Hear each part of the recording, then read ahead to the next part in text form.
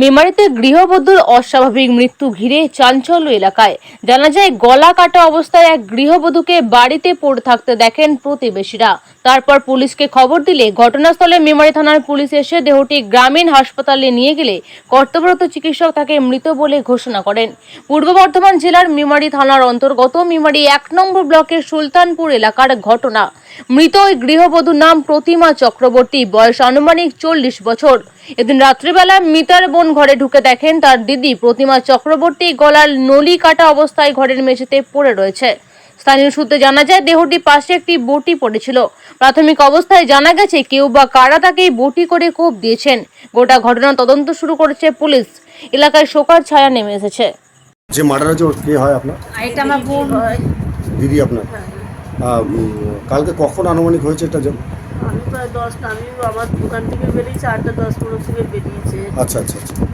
আমি কালকে আমার দুদিন ধরে বাজার খারাপ যাচ্ছে বলে আমি দোকানে আসতে আসতে 10টা বেজে গেছে আমার। আপনার সঙ্গে দোকানে ছিল? হ্যাঁ। তারপর ও একা একা চলে ও এসেছে? আমার বড়দি একসঙ্গে বাড়ি চলে এসেছে। বড়দি ওই পাড়ায় বাড়ি আছে, ওখানেও চলে, ওইখানেও একা চলে এসেছে। আমি 10টার সময় এসে গাড়ি এখানে সাইড মার্কেটে নামিয়ে দোকানের ভিতর দিয়ে ঢুকছি, দেখছি ওর দরজার ফাঁক দিয়ে রক্ত বেরোচ্ছে। আমি বলছি তুই লাইটটা জ্বালাসনিস? দিয়ে দেখছি তোর ঘর দিয়ে কী বেরোচ্ছিল, এটা লাল পাড়া, আলতা ফেলেছিস নাকি?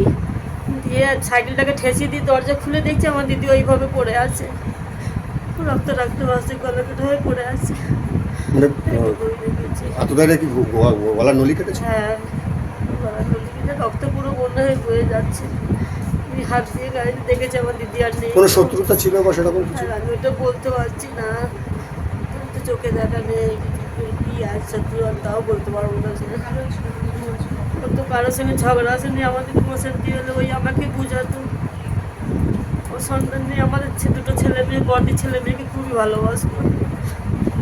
ওনার ছেলে মেয়ে? না, ওনার কোনো সন্তান নেই। ওনার হাজবেন্ড?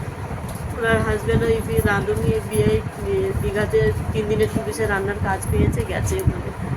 উনিও বাড়ি নেই? না, পুরো সুযোগ বুঝেই করেছে। বাড়িতে কেউ নেই, আমারও স্বামী বাইরে থাকে, দুটো ছেলে বাইরে থাকে।